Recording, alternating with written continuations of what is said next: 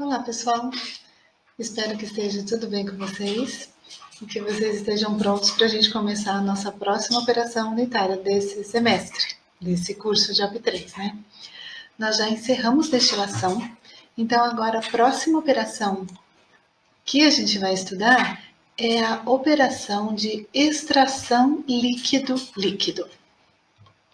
Essa operação, pessoal, é uma operação que pode ser usada como uma alternativa à operação unitária de destilação. Na destilação, como a gente viu aí pelas últimas 5 semanas consecutivas, o líquido ele é parcialmente vaporizado. A mistura de dois componentes na fase líquida é parcialmente vaporizada para criar outra fase, a fase vapor.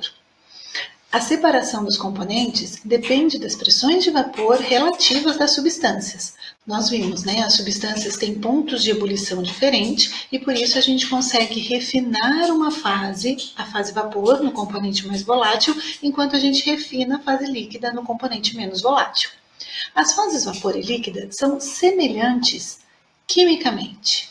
Elas têm as mesmas substâncias. A e B estão presentes na fase líquida e A e B, os componentes A e B, estão presentes na fase vapor. Já na extração líquido-líquido, que às vezes vai aparecer aqui nos meus slides como ELL, nesse caso, as duas fases são muito diferentes quimicamente. A separação também se dá em duas fases, porém não é mais uma fase líquida e uma fase vapor. Elas são ambas fases líquidas, porém quimicamente diferentes, o que leva a uma separação dos componentes de acordo com propriedades físicas e químicas. Aí a escolha do processo vai depender do custo e nós vamos falar um pouquinho sobre isso aqui ao longo dessa semana e das próximas. Bom, como que acontece a extração líquido-líquido, né? Ela acontece inicialmente quando precisa ser realizada a separação de dois líquidos miscíveis, A e B. São dois componentes que eu preciso separar, mas eles são miscíveis entre si. Nesse caso, então, vai ser feito o contato dessa mistura A e B com com um terceiro componente, um solvente líquido que a gente vai chamar de C. Os componentes da mistura A e B são solúveis em diferentes graus no solvente C. Na situação ideal, o componente a ser extraído, o A, por exemplo, ele é solúvel no solvente C e o outro componente, o B, não é. Assim, ó, como nesse esquema. Eu tenho inicialmente uma solução amarela, em que eu tenho A e B miscíveis ali. Formam uma fase homogênea, em fase líquida. Se eu quero separar A de B, por extração líquido-líquido, eu adiciono uma outra substância líquida, o solvente, que eu vou chamar de C. E esse solvente ele foi escolhido de uma maneira bem específica para que A tenha afinidade com ele, porém B não. Assim, eu fico, após o contato e a mistura desses três componentes, numa situação como representada aqui, ó, na segunda parte do esquema. A fica com C e ainda sobra um pouquinho de A com B. Vejam que B não se mistura com C. Eu usei o C para tirar, para remover, para separar o A do B. Isso ainda não acabou, tá? A gente fica assim com uma situação de duas fases, uma A com C e outra A com B, mas se o A ainda é meu composto de interesse, eu já preciso fazer alguma coisa aqui para separar A com C, tá? Mas pelo menos eu consegui separar o A de B, que é isso que a extração líquido-líquido se propõe a fazer. Tá? E reparem que inicialmente era amarelo, coloquei uma substância azul e após a mistura e contato entre essas fases, eu fico com duas fases no meu frasco, uma fase azul e uma fase amarela. São substâncias que têm propriedades químicas diferentes, elas se separam por densidade. A mais densa ou a mistura mais densa fica no fundo do reservatório, do recipiente, do tanque, do equipamento de extração líquido-líquido e a menos densa fica na fase superior. Tá? Não necessariamente a gente vê cor quando faz isso na indústria química ou mesmo em experimentos de laboratório. Se as misturas forem incolores, a gente vê uma diferença de fase entre elas. O nome da extração líquido-líquido também pode ter um sinônimo, pode ser chamado como extração por solvente, tá? E aí, o que acontece? Eu tenho um equipamento, que é um tanque, que é uma coluna, nós já vamos ver os equipamentos daqui a pouquinho, mas eu vou representar aqui no meu esquema das aulas, e para fazer exercício a gente vai esquematizar da seguinte maneira. Uma caixinha que representa o equipamento de extração, seja a configuração que esse equipamento tiver, tá? Nós vamos falar o tempo todo em substância A, substância B e substância C. O A é o soluto, é a substância de interesse, é aquele composto que eu quero remover do diluente, que é a substância B. Tá? Então, a substância B é aquela com a qual o soluto está formando a diluição original. O A está diluído em B. E, por fim, C é o solvente, que é a substância utilizada para extrair o soluto. E aí, no nosso esquema, como que a gente vai fazer? Eu tenho uma corrente de entrada nesse equipamento, que é a corrente que contém A e B, a mistura que eu desejo separar. Mas também entra nesse equipamento a corrente de um composto C. Vejam, duas entradas, tá? Como saída após o contato entre A, B e C, eu tenho uma corrente que ainda contém A e B. Porém, reparem que eu mudei o tamanho da letra, que o tamanho da fonte de A. Aqui eu tenho mais A e na saída menos A. E onde está esse A que não está mais na corrente inicial e agora está na corrente final? Que não está na corrente de entrada e agora está na corrente de saída? O A saiu junto com o C. O C entra no equipamento, encontra A e B e sai carregando o A com ele. Reparem que são duas correntes de entrada e duas correntes de saída. Uma corrente de entrada se chama alimentação, a gente pode chamar de F. Outra corrente de entrada é a corrente S, que contém o solvente, né, que é o solvente, e temos como correntes de saída a corrente do refinado e a corrente do extrato. Refinado é aquela solução inicial extraída ao soluto. Então, eu tinha inicialmente a alimentação que virou o refinado, porque o soluto A foi extraído dela pelo solvente, que ao sair agora recebe o nome de extrato, porque o soluto está com ele extraiu o soluto. Tudo bem? Façam esse esqueminha, prestem atenção nas letras e nas nomenclaturas das correntes, tá? Em exercícios, em experimentos, em equipamentos de extração líquido-líquido, a gente sempre vai trabalhar com 4 correntes, 2 de entrada e 2 de saída. O componente não extraído, esse inerte, esse B, tá? A gente espera que esse B não reaja com nada, tá? Não estamos falando de reação, não acontecem reações entre A, B e C aqui, tá? Somente uma afinidade aí entre as substâncias. Esse componente não extraído deve ser suficientemente insolúvel para se formarem duas fases. E aí sim essas fases podem ser separadas. O soluto difunde-se a uma velocidade característica até que sejam atingidas as concentrações de equilíbrio em cada uma das fases. Chegamos de novo na palavrinha-chave das nossas operações unitárias aqui em OP3. Chegamos na palavrinha-chave de separação por extração líquido-líquido, assim como de separação por destilação. Equilíbrio.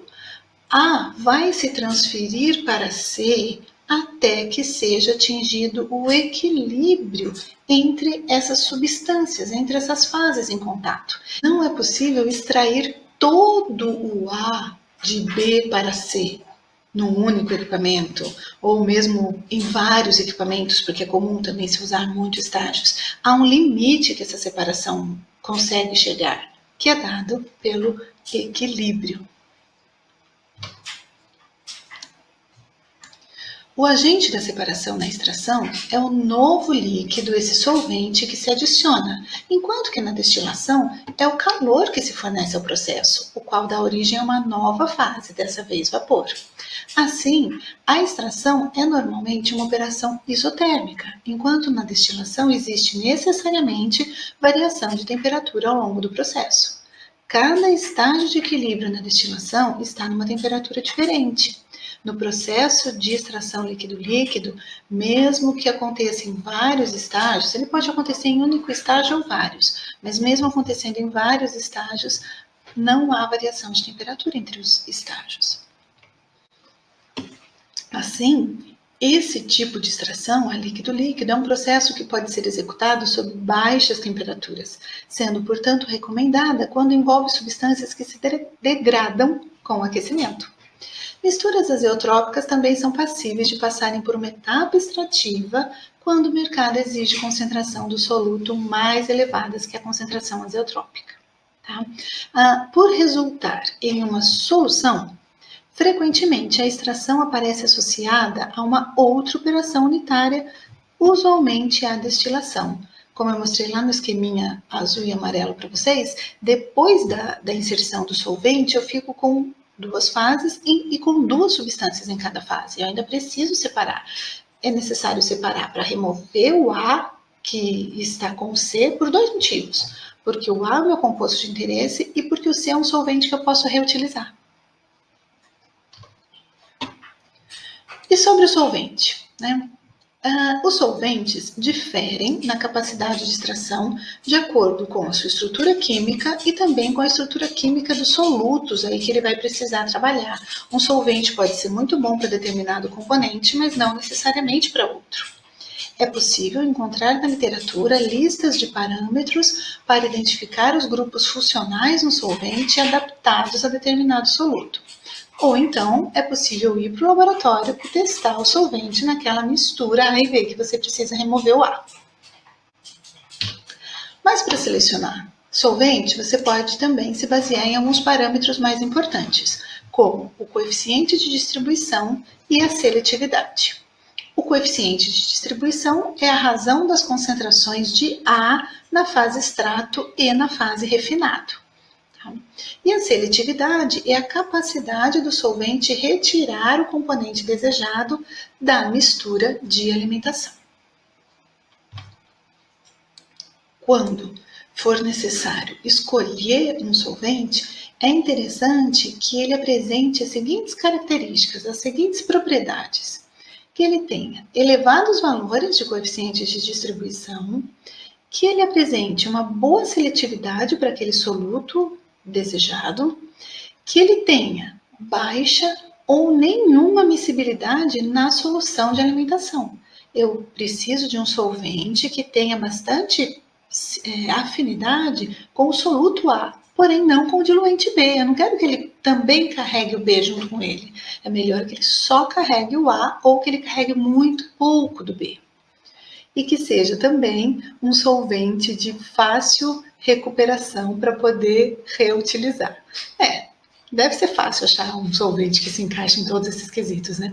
E que seja barato, tá? Ainda não tem aqui, mas também é interessante que ele tenha o custo mais favorável. Além desses critérios, nas notas de aula que eu preparei em PDF para vocês, tem mais algumas informações sobre seleção de solvente. Dê uma olhadinha lá, por favor. Porque eu já queria passar logo nesse vídeo para a próxima informação que eu gostaria de dar ainda nessa aula, que é sobre os equipamentos de extração, né? Sobre como os equipamentos de extração líquido-líquido podem se apresentar, pode ser que a gente precise trabalhar com eles. E aí nós temos 4 tipos. Os funis de separação, equipamentos do tipo misturadores decantadores, dispositivos centrífugos e também na forma de colunas, chamadas de colunas de contato.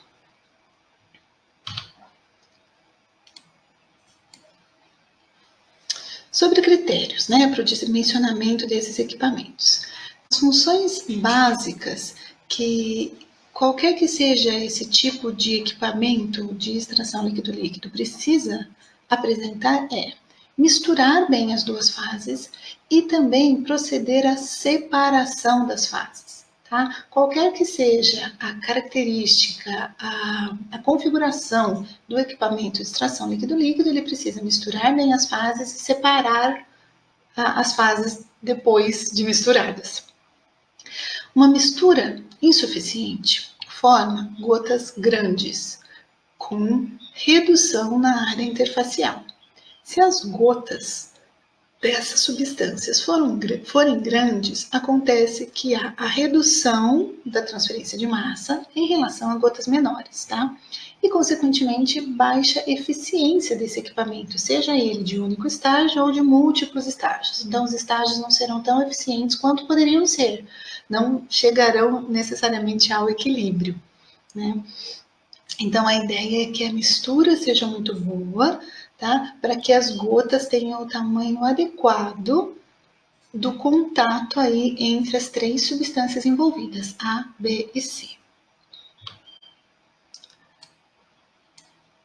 Elevada agitação, consequentemente elevada mistura dessas substâncias, minimiza a resistência à transferência de massa. Se eu agito demais, eu não tenho tanta resistência, eu facilito a transferência. Entretanto, contribui para a formação de gotas muito pequenas. As gotas muito pequenas são melhores para fazer a transferência de massa, entretanto, elas são mais difíceis de se decantar, de se separar depois. Tá? A primeira coisa é a mistura, a segunda coisa é a separação. E a separação se dá por decantação, por sedimentação, por separação de fases em função da densidade. As características da decantação dependem da propriedade do fluido, dos fluidos envolvidos, como diferenças de densidade, tensão superficial e viscosidade, e intensidade da mistura. As alterações das propriedades físicas e do escoamento ao longo do comprimento do extrator deve também ser considerada no dimensionamento da unidade. Aqui a gente chega naquele momento de que muitas coisas que nós viemos estudando aí no curso de engenharia, principalmente nas disciplinas de operações unitárias, vão estar interligadas, né, na hora de dimensionar, ou na hora de estudar e prever um equipamento de extração líquido-líquido, porque precisa saber de escoamento, de perda de carga, tubulação, válvulas, bombas para transportar esses fluidos envolvidos. E, além disso, de agitação e mistura, porque eu vou ter que saber qual é o impelidor mais adequado, a posição dele no tanque, como eu vou construir esse tanque, se vai ser um tanque padrão, se ele vai ter um formato diferenciado. Então, várias informações, várias operações unitárias aí se interligam junto ao processo de extração líquido-líquido. Dos exemplos que eu coloquei lá no início dessa parte da aula, o primeiro deles era funil de separação. O funil de separação é um equipamento bem simples, né, relativamente simples, que vocês já devem ter empregado aí no laboratório de química em disciplinas experimentais. Eu vou deixar no material das aulas dessa semana um videozinho de um experimento de laboratório, de uma pessoa manuseando um funil de separação e explicando como fazer isso, tá? Mas o que acontece então é que num funil pode-se separar, se misturar essas três substâncias, A e B e o solvente C, e após a agitação correta e o posicionamento correto do funil, eu consigo separar, ver a separação em duas fases e abrindo a torneirinha do funil, eu coleto só uma das fases num recipiente e separo, pego um outro recipiente para coletar a outra fase, fazendo então a separação de A que estava em B. Um outro tipo de equipamento bastante usado em processos de extração líquido-líquido em indústrias é o tipo misturador-decantador, tá? Tudo pode acontecer num tanque só ou podem ser equipamentos separados, não tem problema. O que eu gostaria de mostrar aqui para vocês? Esse esquema aqui do tanque já fez parte lá das nossas aulas de operações 1, quando a gente estudou agitação e mistura, né?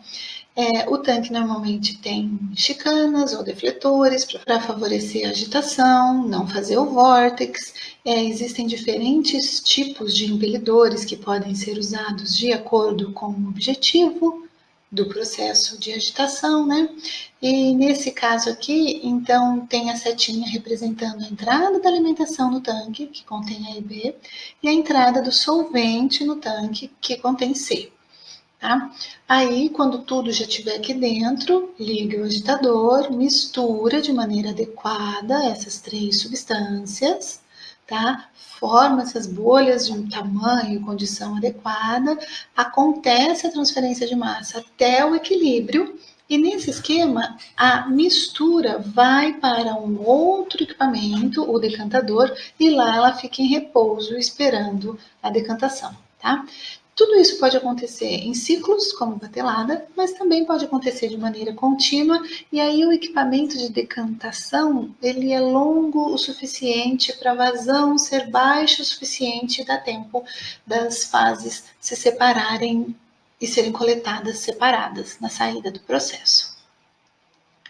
Tem um vídeo aqui que eu gostaria de mostrar para vocês.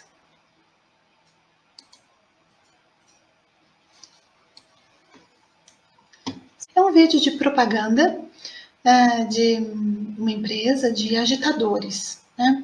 Então vejam só, eles mostram aqui a típica condição de bolhas com um determinado agitador. Vejam que eu tenho aí a mistura, né, dessas substâncias A, B e C, substâncias que são algumas miscíveis, outras immiscíveis, e que as bolhas ficam de tamanhos diferentes no tanque. O que eles propõem é o seu trabalho, né? Um outro tipo de agitador. Vejam, eles tiram esse agitador que fica só no fundo do tanque, tiraram os defletores também e vão colocar novos defletores e um novo tipo de agitador, de impelidor. E agora eles vão mostrar na animação como que fica a comparação entre o desempenho aí dos agitadores. Olha só, nesse caso, ele diz que melhora muito o tamanho e a distribuição das gotas, no caso da proposta deles, em relação ao agitador típico. Tá? E a mesma coisa acontece no separador depois, ó. Vejam que no caso do separador deles, eles conseguem separar num espaço menor, com um equipamento menor, eles conseguem uma boa separação e decantação entre essas diferentes fases que se formam.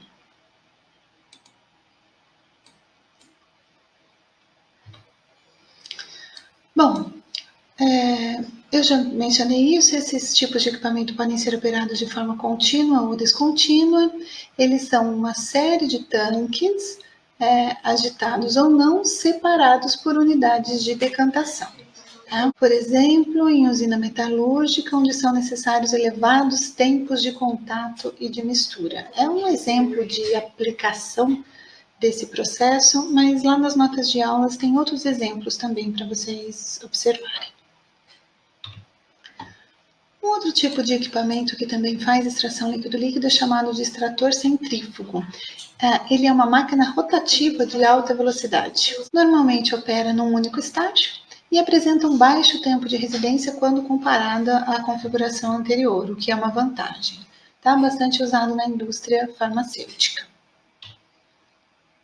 E para finalizar, nós temos também a opção de fazer extração líquido-líquido em colunas. Quando o número de estágios necessário para atingir o refinamento desejado é muito elevado, aqui em extração líquido-líquido nós vamos trabalhar com diagramas de equilíbrio, vamos trabalhar com cálculos de estágios bem parecido com o que foi em destilação, tá? A diferença é que aqui nós vamos trabalhar com diagramas ternários. Já estou contando cenas do próximo capítulo. Mas se for percebido, né? Você faz os cálculos e percebe que será necessário muitos estágios, às vezes é mais vantajoso conduzir esse processo de extração em colunas. E essas colunas podem ser estáticas ou podem até ser agitadas. As colunas estáticas podem ser de pratos, de enchimento ou spray, e as colunas agitadas podem ser de discos rotativos ou pulsantes. Eu vou deixar no material dessa semana também um vídeo de coluna para vocês assistirem. Colunas de prato são até fisicamente bem parecidas com as colunas de destilação. Taxas de extração em colunas de pratos perfuradas são altas porque gotas da fase dispersa se aglutinam e se restabelecem em cada prato. Então, o prato também precisa ter características perfuradas aí para que forme essas gotículas, as partículas, né? Então, tem a inserção da fase leve numa região da coluna e a coleta